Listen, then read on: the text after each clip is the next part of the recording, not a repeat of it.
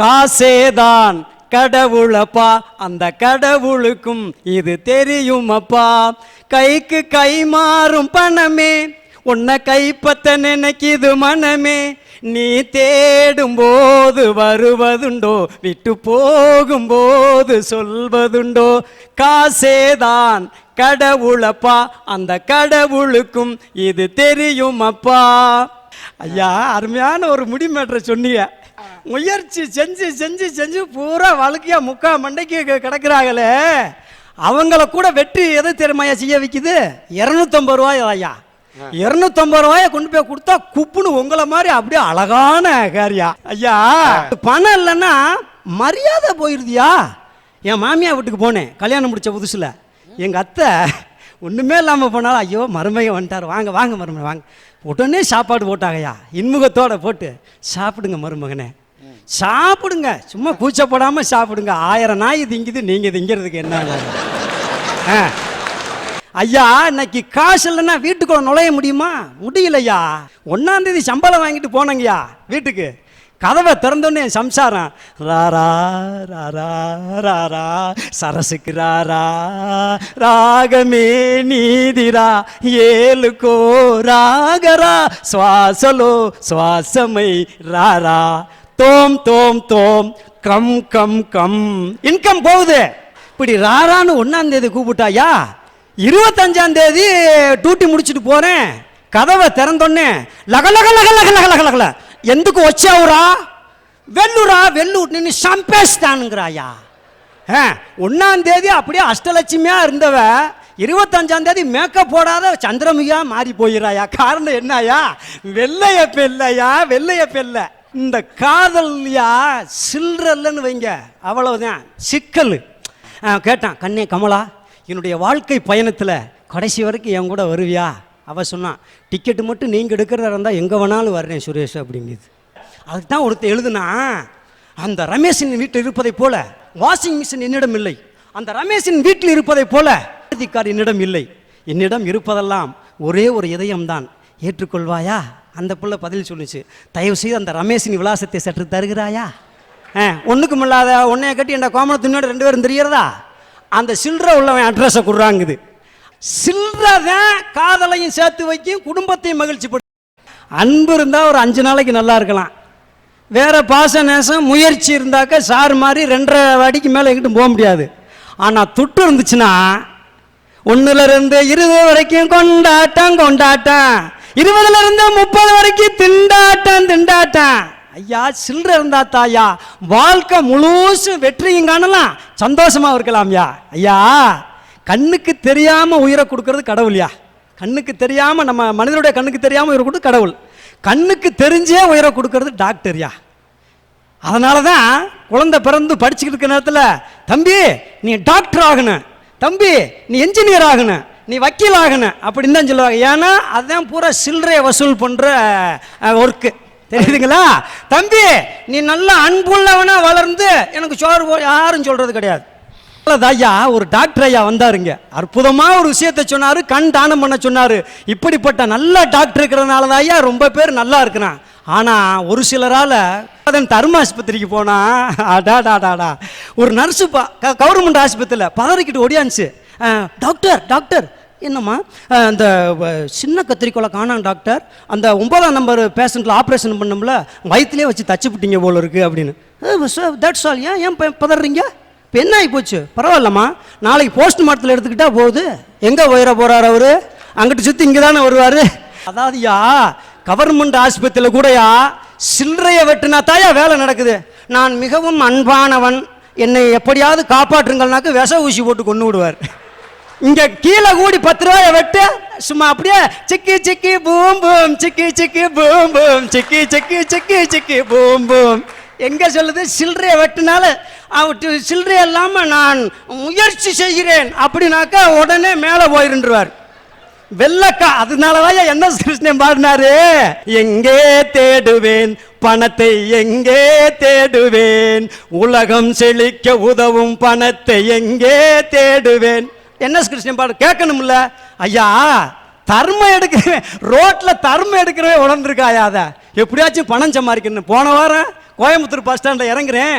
Sir ஒரு 500 இருந்தால் பிச்சை கொடுங்கண்ணா. ஏண்டா என்னடா 1 ரூபா 2 ரூபா தான் பிச்சை கேட்பாங்க, நீ 500 கேட்குறீங்க. ஒன்றும் இல்லை சார், நாளைக்கு கடைசி தேதி இன்கம் டேக்ஸ் கட்டணுங்கிறேன். பார்த்து ஒரு பிச்சைக்காரனுக்கு தெரிஞ்சிருக்குதியா. திருடனே வீட்டுக்குள்ளே வர்றாயா, திருடன் வந்துட்டான். திருடன் வந்தோடனே என்ன செய்கிறான்? அன்பு இவரை தூக்கு அப்படின்னு நான் சொல்கிறேன். ஓ முயற்சி அவரை தூக்கு, பேங்க்கில் அடகு வைக்கலாம்னு நான் சொல்கிறேன். பீராவை திருட முதல்ல அழுறாங்கிறாயா. திருடன் கூட இந்த பணம் இருந்தால் தான் இந்த உலகத்தில் சமாளிக்க முடியும், வெற்றி பெற முடியும் நினைக்கிறானே. அந்த வெற்றியை அந்த மகிழ்ச்சியை பெறணும்னா பணம் ஒன்னாலதான் முடியும். தாயின் கருவறை முதல்ல கல்லறை வரைக்கும் துட்டு இருந்தா தாயா வெற்றி மகிழ்ச்சி எல்லாமே. கண்மணி அவள் கண்மணி, பெண்ணு பெண்ணா இருந்தா கண்மணி தான் பெண்மணி தான். இன்னைக்கு இருக்கிறாங்களாங்கிறதா என்னுடைய தாரக மந்திரம். வீட்டில 1 சொன்னா 9 சொல்றா. சின்ன விஷயம் ஈர பேனாக்கி, பேனை பெரிச்சாலியாக்கி, பெரிச்சாலிய பெருமாள் ஆக்கி, பெருமாளுக்கு பெண் பார்க்கறா. நான் ஒண்ணு அறிவு இருக்கான்னு கேட்டேன், அவ்வளவுதான். ஒரு சின்ன சமாச்சாரம் சண்டை வந்து உனக்கு அறிவு இருக்கான்னு கேட்டேன். சொன்னா பாருங்க, உனக்கு அறிவு இல்ல, உங்க அம்மாவுக்கு அறிவு இல்ல, உங்க அப்பாவுக்கு அறிவு இல்ல, உங்க அண்ணன் தம்பிக்கு அறிவு இல்ல, உங்க குடும்பத்துக்கே அறிவு இல்லைன்னா. உண்மையை தானே சொல்லியிருக்காங்க அப்படின்னு நினைச்சுக்கிட்டீங்களா? ஆனா வாசம் தாங்க. வழுக்க உழுதுன்னு எங்கேயாவது பொம்பளைக்கு வழுக்க உழுந்து பார்த்திருக்கீங்களா? உடாது, ஆம்பளைக்கு தான். ஏன்னா இல்ல ஆராய்ச்சி எப்படியா பண்றீங்க, போட்டு ஆராய்ச்சி பண்றீங்களா? குடும்பஸ்தன் சொல்றோம்ல, இங்கிலீஷ்ல என்ன பேரு குடும்பஸ்தனுக்கு? ஃபேமிலி மேன் பேரு. பே முழி மேன் அர்த்தம். பே அடிச்சா எப்படி முழிச்சுக்கிட்டு இருப்பானோ அந்த மாதிரி முழிச்சுக்கிட்டு இருப்பான். சாப்பாடு போடும்போது என் மூஞ்ச உத்து உத்து பார்த்து போடுவான். நான் என்ன நினைச்சுக்கிட்டேன், நம்ம அழகா அவ ரசிக்கிறா போலன்னு நினைச்சுக்கிட்டேன். நான் கேட்டேன், நீ சாப்பிடுன்னு. அவ சொன்னா, இருந்தா சாப்பிட்றேன் நீங்க சாப்பிடுங்கண்ணா. இருந்தா சாப்பிட்றேன் நீங்க சாப்பிடுங்கன்னா என்ன அர்த்தம்? சாப்பாடு இருந்தான்னு நம்ம ஆம்பளை நினைச்சுக்கிட்டு இருக்கோம். அப்புறம் தான் தெரிஞ்சது, நீங்க உயிரோட இருந்தா நான் சாப்பிட்றேன்னு அர்த்தம். கோபம் வந்து ஒரு நாள் சொன்னேன், உன்னை கல்யாணம் பண்ணிட்டு நான் தற்கொலையே பண்ணிக்கலாம் போல இருக்குன்னு. நீங்க சொன்னதை என்னைக்கு தான் செஞ்சீங்கிறான். பெண்ணு பெண்ணா இல்ல, அவ கண்மணியாவும் இல்ல. ஐயா, எங்க ஊர்ல எல்லாம் ஒரு சொல்லு இருக்கு. என்னன்னா, அரசனை நம்பி புருஷனை விட்ட கதைன்னு சொல்லுவாங்க. இன்னைக்கு இருக்கிறவெல்லாம் இருக்கிறத விட்டுட்டு பறக்கிறதுக்கு ஆசைப்படுறான். ஆஃபரை நம்பி அறிவை விடுறான், பணத்தை நம்பி பாசத்தை விடுறான், காதலை நம்பி கடமையை விடுறான். இப்படி ஒவ்வொன்றா எதையாவது ஒன்றுக்கு ஆசைப்பட்டு ஏமாந்துக்கிட்டே தான் இருக்கான். ஐயா, ஒரு நாட்டினுடைய கலாச்சாரம் எப்படி இருக்கக்கூடாதுங்கிறத அமெரிக்காவை பார்த்து தெரிஞ்சுக்கணும். ஆனால் ஒரு நாட்டினுடைய தலைவன் எப்படி இருக்க வேண்டும்ங்கிறதையும் அதே அமெரிக்காவை பார்த்து தான் தெரிஞ்சுக்கணும். ஏன்னா அந்த நாட்டில் குடிமக்கள் எப்படி இருந்தாலும் சரி, அந்த நாட்டினுடைய தலைவன் ஒழுங்கா இருக்கும்னு அவன் ஆசைப்படுறான். ஒரு தலைவர் அமெரிக்காவையே கட்டி ஆள்கின்ற அந்த பில் கிளின்டன் ஒரு சின்ன தவறு செய்துட்டாருங்கிறதுக்காக அவர் அவமானப்படுத்திய நாடு. அந்த அளவுக்கு அங்கு தலைவர்கள்லாம் ஒழுக்கமா இருக்காங்க. இங்கு தலைவர்கள்லாம் ஒழுக்கமா இருக்காங்களா? ஐயா, அந்த காலத்துல ஜீவானந்தம்ங்கிற ஒரு தலைவர் இருந்தார். ஜீவானந்தத்தினுடைய தாய் இறந்து போகின்றால் அந்த தாயை எரிக்கிறதுக்காக கொண்டு போறாங்க. அந்த தாயினுடைய உடலை சுற்றி கதராடை இருக்கு. ஜீவானந்தம் பார்க்குறாரு, பார்த்துட்டு சொல்றாரு, அந்த கதராடையை எடுத்துட்டு ஒரு பாலிஸ்டர் துணியை போடுங்கிறாரு. என்னையா இப்படி சொல்றீங்களே அப்படின்னு போய் கேட்கறதுக்கு அவர் சொல்றாரு, என்னுடைய தாய் எரியும் பொழுது கூட என்னுடைய கதராடை எரிந்து விடக்கூடாதுன்னு சொன்னாரே. அப்படிப்பட்ட தலைவர் இருந்தாங்கல்ல. இன்னைக்கு அப்படிப்பட்ட தலைவர்கள் இருக்காங்களான்னு கேட்டா இருக்காங்க. அவங்கள நீங்க தேர்ந்தெடுக்கிறீங்களான்னு கேட்டா கிடையாது. அது அந்த காலம். இப்பொழுது இருப்பது எந்த காலம்? தமிழ்நாட்டின் கஷ்ட காலம். பூமியில வாழ்றவங்க எல்லாம் வாழ்க்கையை ஜெயிக்கிறது கிடையாது. வாழ்க்கையில சரி எது தப்பு எதுன்னு தெரிஞ்சுக்கிறவங்க மட்டும்தான் வாழ்க்கையை ஜெயிக்கிறாங்க. அப்படி ஏமாறாமையும் மற்றவங்களை ஏமாத்தாமையும் நீங்க இருந்தீங்கன்னா மட்டும்தான் வாழ்க்கையில ஜெயிக்க முடியும்னு சொல்றீங்க. நேற்று காந்திபுரம் பஸ் ஸ்டாண்ட்ல நான் ஒரு பொண்ணை பார்த்தேன். இன்னொன்னு நான் சொல்ல வர இந்த விஷயத்துக்கு கரெக்டா எப்படி எந்திரிக்க? இல்ல, ஒரு பொண்ணை பார்த்தாரு, அடுத்த நாள் அந்த பொண்ணு தற்கொலை பண்ணிட்டு. நேற்று காந்திபுரம் பஸ் ஸ்டாண்ட்ல நான் ஒரு பொண்ணை பார்த்தேன். இன்னைக்கு பார்க்கல, அதுக்காக நான் கவலைப்படல. ஆனா இந்தியா கவலைப்படணும்.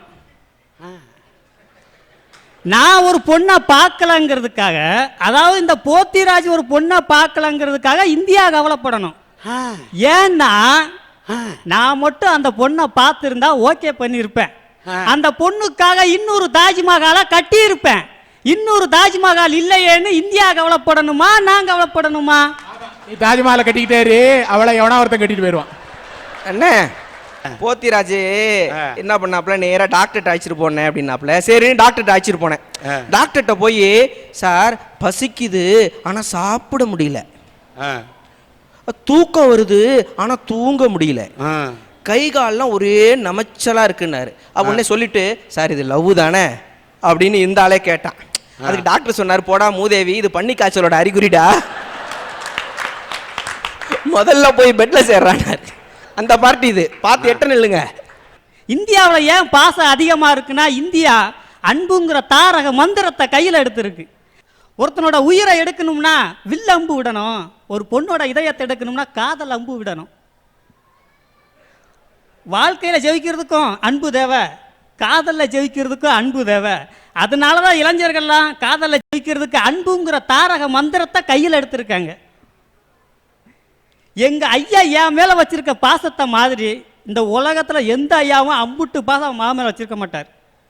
நான் முதல்ல என் காலேஜ் கிளம்பி போகும்போது எங்கள் ஐயா என்னை பார்த்து கோண்டு அழுதார். எப்போ எம்மளை இம்புட்டு பாசமானு நான் கேட்டேன். அதுக்கு எங்கள் ஐயா சொன்னார், அட தருதலை, நீ என்கிட்ட இருந்து பிரிஞ்சு போய் அதை நினச்சி அழுகலை, நீ படித்து முடிச்சுட்டு வந்த உடனே எனக்கு கல்யாணத்தை முடிச்சு வைன்னு ஒத்த காலம் நின்றுட்டு அழுவியே, அதை நினச்சிட்டு நான் அழுகுறேன். உன் அழகுக்கு ஏற்ற மாதிரியா ஒரு பொண்ணை என்னால் தேடி கண்டுபிடிக்க முடியாது, அதனால் படித்து முடிச்சுட்டு வரும்போதே உனக்கு ஏற்ற மாதிரி ஒரு பொண்ணை கூப்பிட்டு வந்துருந்தார். காலேஜுக்கு போகிற மகன் திரும்பி வரும்போது பொண்ணோட தான் வருவேன்னு சொல்லிட்டு வந்தேன். ராசா ஐயா போத்திராஜா, நம்ம இருக்கிற அழகுக்கெல்லாம் இந்தியாவில் நீ காலேஜ் படிச்சுன்னா பொண்ணு கிடைக்காதியா, சவுத் ஆப்பிரிக்காவுக்கு போனா தான் நம்ம நேரத்துக்கு கிடைக்கும். ஆமாம் போத்திராஜா, இதே மாதிரி நிறைய இடத்துல பழகிட்டே இருந்தீங்கன்னா போத்தி ராஜாவா இருக்க மாட்டேன், கூடிய சீக்கிரம் புள்ளி ராஜாவாயிடுவேன். சரி ஐயாட்ட இப்படி சொல்லிட்டுமே அப்படின்னு சொல்லிட்டு காலேஜில் போய் நானும் ஒரு வருஷமா பண்ணி பார்த்தா ஒன்றும் செட் ஆகலை.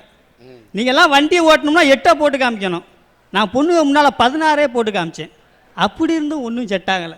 நான் தெரியாமல் தான் கேட்குறேன், எங்கள் தாத்தா கிட்ட இருக்கிற அன்பை எங்கள் பாட்டி மேலே காட்டுறாரு, எங்கள் அப்பா கிட்ட இருக்கிற அன்பை எங்கள் அம்மா மேலே காட்டுறாரு.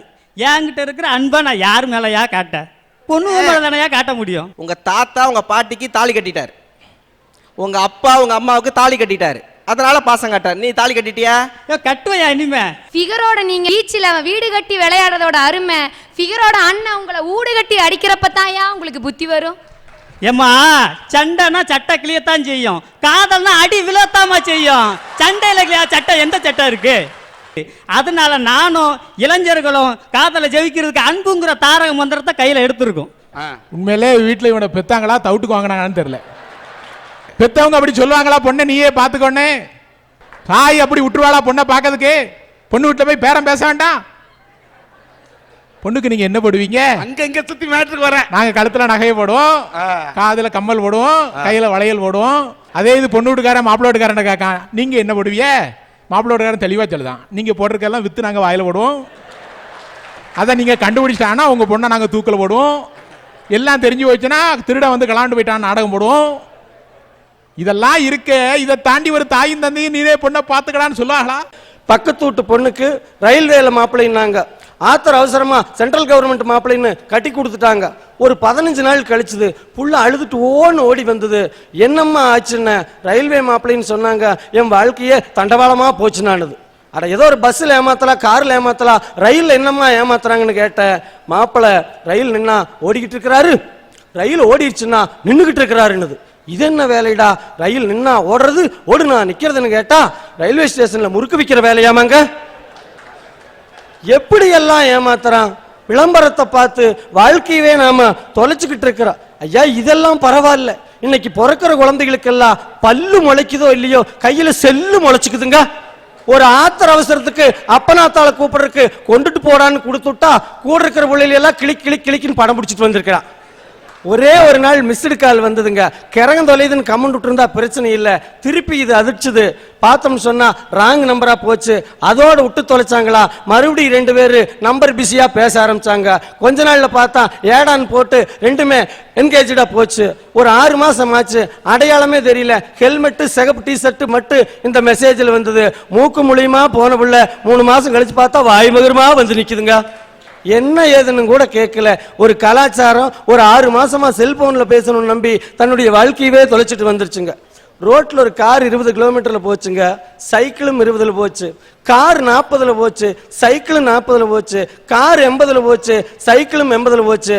கார்காரனுக்கு ஒரே சந்தேகம். இறங்கி வந்தான். ஏன்டா டேய், நீ என்ன மனுஷனா இல்ல மிருகமா இப்படி காருக்கு சரியா வாரியேன்னா? சைக்கிள்காரன் அமைதியா சொன்னான், டேய் ஒரு ஓரத்தில் நான் பேசாம போயிட்டு இருந்தேன், வேட்டை பம்பரில் மாட்டி நீ தானே எழுதிட்டு போனீனா.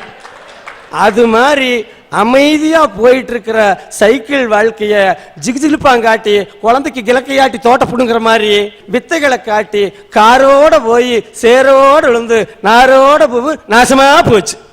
காற்று வந்து ஊதினால்தான் இசைப்பேன் என்று இருக்கிற புல்லாங்குழலாக இல்லாமல் காற்று பட்டாலே அதிரக்கூடிய வலம்புரி சங்காக வாழ்பவர்கள், முயற்சி செய்பவர்கள். ரஷ்ய தேசம் விண்கலனை நிலவுக்கு அனுப்பி மார்தட்டி கொண்டிருந்த நேரத்திலே அமெரிக்காவுடைய அதிபராக இருந்த ஜான் கென்னடி இடத்திலே போய் பத்திரிகை நிருபர்கள் கேட்டார்கள். அப்பொழுது ஜான் கென்னடி சொன்னான், ரஷ்யா விண்கலனை அனுப்பி இருக்கலாம், ஆனால் அந்த நிலவிலே முதலிலே காலடி வைப்பவன் எங்கள் அமெரிக்கனாக இருப்பான் என்று சொன்னான். என்ற மீது அவனுக்கு இருந்த நம்பிக்கையை நினைத்து பாருங்கள். நீல் ஆம்ஸ்ட்ராங் அந்த அழகிய நிலவிலே தன்னுடைய கால் தடத்தை பதித்து விட்ட பிறகு பத்திரிகையாளர்களிடத்திலே சொன்னான், இது ஒரு மனிதனுடைய சிறிய கால் தடமாக இருக்கலாம், ஆனால் இதுதான் மனித குலத்தின் மிகப்பெரிய காலடி என்று சொன்னான். என்றால் அந்த முயற்சியை நீங்கள் நினைத்து பாருங்கள். 14ஆம் நூற்றாண்டிலே கலீலியோ பிறந்த பிறகுதான் தொலைநோக்கி கண்டுபிடிக்கப்படுகிறது. வானத்தை பார்த்து சொன்னார்கள் 9 கோள்கள் இருக்கின்றன, 27 நட்சத்திரம் இருக்குன்னு. ஆனா 7ஆம் நூற்றாண்டில் வாழ்ந்த நம்முடைய ஞானசம்பந்தர் பெருமான் தேவாரத்திலே கோளறுபதிகத்தில் எழுதினார், ஐயா மாசரு திங்கள் கங்கை முடிமேல் அணிந்து என் உளவே புகழ்ந்த அதனால் ஞாயிறு திங்கள் செவ்வாய் புதன் வியாழன் வெள்ளி சனி பாம்பிரண்டு மிகவே அவை நல்ல நல்ல ஆசரு நல்ல நல்ல என்று எழுதினாரே. அடியாருக்கு நல்ல அடியாருக்கு இல்லவே. ஐயா மேலை உலகம் எதை விண்கலனையும் செயற்கைக்கோளையும் அனுப்பி வெளியில் தேடியதோ அவர்களுக்கும் விடை கிடைத்தது. சித்தனாக ஞானியாக முனிவனாக காட்டுக்குள்ளே அமர்ந்து கொண்டு கண்களை மூடிக்கொண்டு உணவு இல்லாமல் காற்றையே சுவாசித்து எதை உள்ளே தேடினார்களோ நம்ம ஆன்மீக பூமி, அவர்களுக்கும் விடை கிடைத்தது. காரணம் இரண்டிலுமே முயற்சி இருந்தது. நண்பர்களே, ஒன்றை சொல்லுகிறேன். நீங்கள் அறையிலே சுவாசிக்கிறீங்க, இது தொலைக்காட்சியில் பார்த்துட்டு இருக்கவங்க வீட்டில் சுவாசிச்சுட்டு இருப்பாங்க இல்லையா? ஒரு நாசின் வழியா காற்று உள்ள போது இன்னொரு நாசி வழியா காத்து வெளியில வருது. வெளியில வரக்கூடிய காத்துல கிருமிகள் இருக்கு, அது இன்னொருவரை தாக்கலாம் இல்லையா? அந்த கிருமி நம்மை தாக்காமல் இருப்ப பாதுகாக்கிறது எது? ரத்தத்தில் உள்ள வெள்ளை அணுக்கள் இல்லையா? நண்பர்களே, நீங்கள் சும்மாக இருந்தாலும் கூட சுவாசித்துக் கொண்டிருந்தால் கூட என்ன அர்த்தம் என்றால், ஒவ்வொரு நிமிடமும் நீங்கள் வாழ்வதற்காக அந்த கிருமிகளுக்கு எதிராக சுவாசத்தின் மூலமாக முயற்சி செய்து கொண்டிருக்கிறீர்கள், போராடி கொண்டிருக்கிறீர்கள் என்பதுதான் ஐயா அர்த்தம். முடியாது என்பதை இந்த உலகம் உன்னுடைய முதுகில் வேண்டுமானால் எழுதிவிட்டு போகட்டும், ஆனால் உன்னுடைய இதயத்தில் எழுதுவதற்கு நீ ஒரு நாளும் சம்மதிக்காதே.